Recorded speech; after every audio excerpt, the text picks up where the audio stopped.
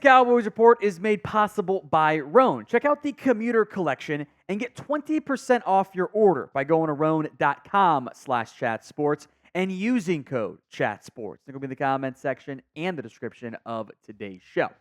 Today's video is on the really interesting in-depth feature report done by Dunne, who kind of detailed the issues the Cowboys have, the frustration in the building from ownership to coaches, and more. A lot of quotes from some former Cowboys executives who were once in the building with the organization, one of whom said, maybe the headline piece of the headliner of the piece, I should say, it's crazy what's going on, and it doesn't ever really change because many of the issues this team has faced are not new. It's been that way for a while now. Quarterback market mishandling, specifically with Dak Prescott. We'll spend time on that and what the bombshell report has. A lack of free agency spending, issues re-signing their own players, and, of course, the Jones boys, both Jerry and Steve, and how they are causing issues in the organization. Now, before we get into this, I do want to preface it by saying I just want the Cowboys to win games. So, yes, there will be negative things as part of this video because you haven't won a Super Bowl in only 30 years. There's going to be negativity that goes along with that. But if you are like me, and you just want the Cowboys to win, even if we disagree on how best to do it, then show it by liking today's video right now. Now, let's begin with the spending woes this team has faced. Dunne reports that some of these former Cowboys execs believe there is a difference between how Jerry wants to spend and how Steven wants to spend. Here's what one former exec told him, quote unquote, Jerry is more willing to open up the checkbook and pay. Steven's always the one that's trying to hone him in and prevent him from bankrupting the salary cap. And sometimes it's the right thing to do, and sometimes it isn't. There were a couple of off seasons where we could have improved ourselves in free agency by being active, and we chose not to when we tried to do it through the draft. This is my opinion. I think these are actually two different execs, by the way. This is my opinion, the exec said. I think it's more Steven than Jerry. If you can convince Jerry that this guy you're going to sign is going to be a difference maker and help you get over the top, he'll get the deal done. He'll figure out a way to get the deal done. But Steven's always sort of pulling that back. There is, I think, overall with this organization, some differences in philosophy, and it leads to some issues. Who do you blame more for the Cowboys' woes as of late? JJ for Jerry Jones, and this is more like end-of-season woes and not being a great team. JJ for Jerry Jones, SJ for Stephen Jones. Go vote at the pinned comment. This is something we've said for a long time now. Stephen doesn't want to spend his pie. He's too concerned about the future, and they are statistically and proven. It's probably how they might gaslight you, and some of the water carriers might tell you.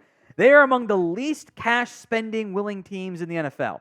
And that makes a difference when you are a playoff team and the margins get thin and you're not maximizing your own margins how you spend money. It makes it more challenging on you.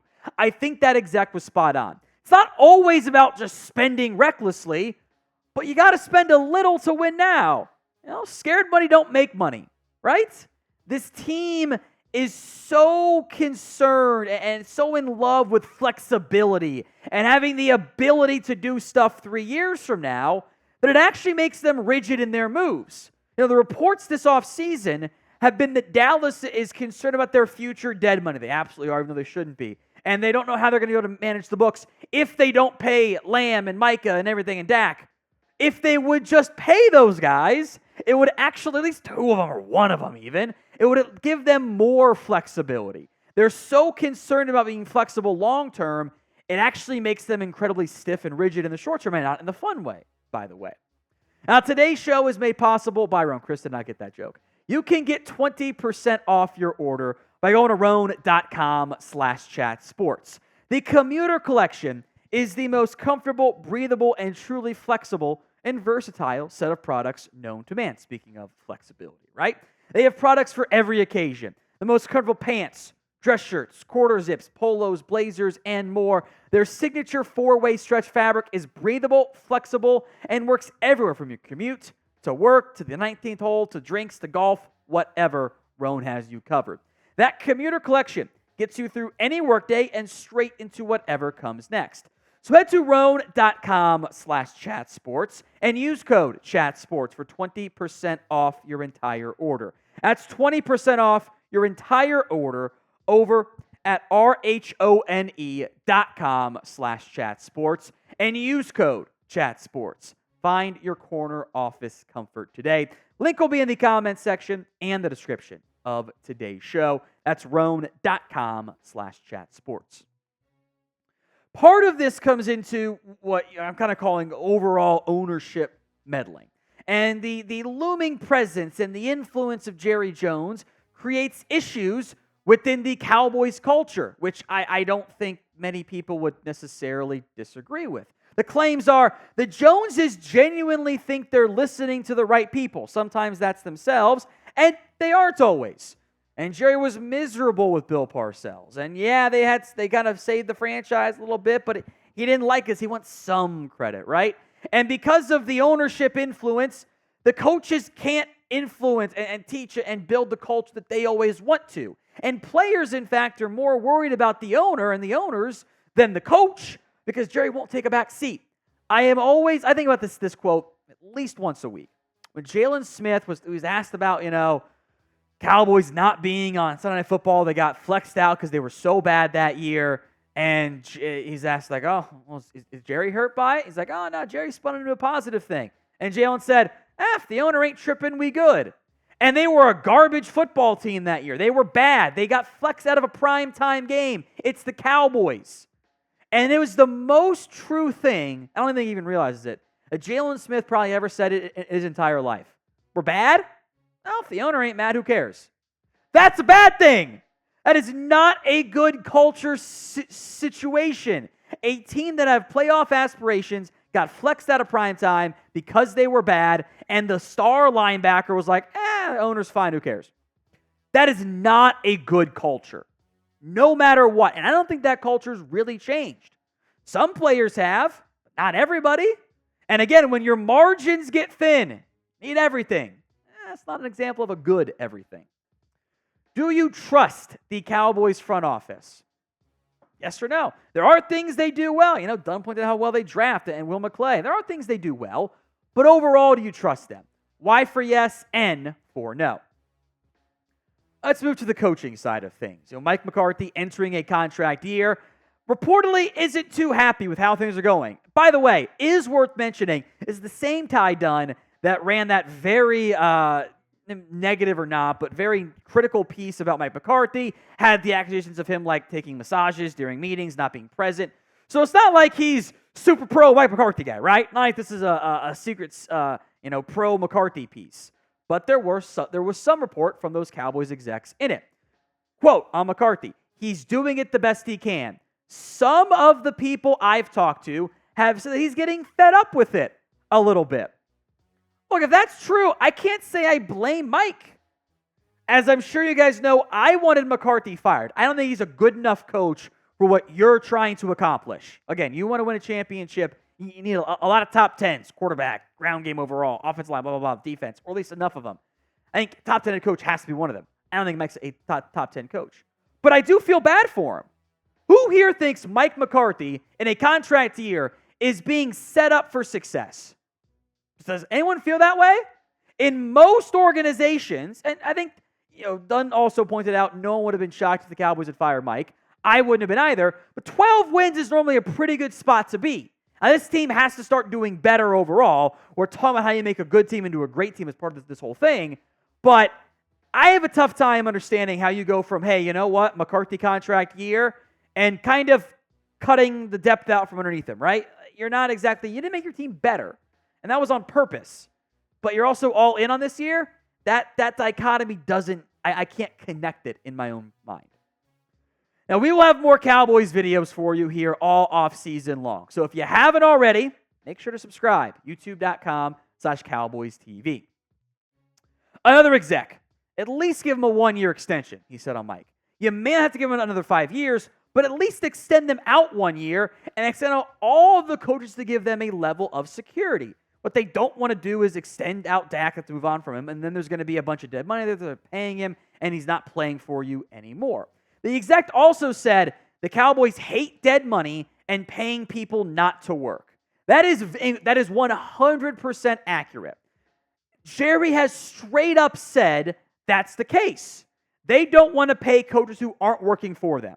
That's why everyone in this organization is basically on a one-year deal. There's really nobody player-wise. They can't move on from next season. With the way their contracts are set up, there's nobody guaranteed a spot next year. Trade Micah if you had to. Dak's not under contract. Lamb has not been paid yet. There are big contracts. Trayvon Diggs, Terrence Steele, especially Steele, have outs this upcoming year. They don't like not paying coaches they don't like paying coaches who aren't working for them anymore. It was a factor in McCarthy's return because we did this once already. It is the exact same thing they did with Jason Garrett. And this team has a tough time learning from their mistakes. I am concerned. Look, there's two ways this goes, right? Option A, the positive side.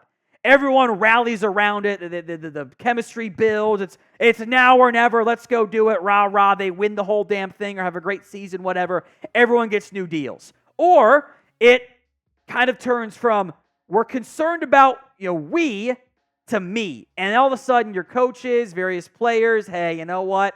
I got to be worried about me, man. I got to focus on my next job. And your random assistant is not, doing extra work long term to make this team better. He's updating his resume because he knows it's not going to go well. And it can turn ugly quickly. That kind of happened in 2019 to a certain extent. The lack of commitment, I know, is felt in that building. Even some of your scouts are on one-year deals. And it's not well received, because why would it be? You've had 12 straight 3 wins, or 3 straight seasons of 12 wins, and ownership's like, we'll see. There are reasons to be like, we'll see, but they didn't exactly push their chips in. They kind of pulled some of their chips back. There is the downside. It all goes negative. And if it goes positive, your head coach ain't under contract. Let's say Mike wins 12 games, goes to the NFC Championship game. What's to say if a better job happens to him? He goes, you know what? I'm out of here. There's nothing stopping him, actually. Same with the quarterback, which we'll get to here in a second. That's kind of a red flag, because you should know by now if he's your guy or not for the head coach and the quarterback. So is this the last season for Mike McCarthy in Dallas? 1 for yes, 2 for no in the comments section. There was also quite a bit spent on that quarterback stuff, right? Just like they did the first time, the Cowboys have totally mishandled the contract situation for Dak Prescott. Now, Dunne argued that, maybe they could have gotten the deal for Jared Goff, the Goff deal for Dak. I don't know if that's true. Maybe it would be more like the Trevor Lawrence deal, potentially. But either way, we know this by now. At least we know. The Cowboys don't seem to know. Quarterback market only goes up. The longer you wait, the more expensive it gets. And there is zero alternative in place right now. Does Trey Lance have a breakout year? We'll see. Kind of has to look great in the pre-snap, some confidence there. The former Cowboys exec makes a great point here. These guys just aren't laying around. All these other positions, there are a bunch of guys out there. You can go get someone else who can fill that spot. Maybe not as well, but at least a rough estimation of how the guy is. But there's not many starting quarterbacks of Dak Prescott's caliber out there. There just aren't. His 2023 numbers are very similar to his 2021 numbers because he stayed healthy and didn't have all of those drops and INTs that, if the Cowboys will never admit it because some of the players are still there, weren't all his fault. If you got honest answers out of the Cowboys, they'd be like, yeah, you know what? Michael Gallup, Noah Brown, they were in the wrong spot a lot. CeeDee Lamb ran the occasional wrong route. They made mistakes, and in a timing-based offense, you can't have that, right? Wherever you want to rank Dak Prescott, he is a top 10 quarterback. We have plenty of justifiable anger over the playoff results overall.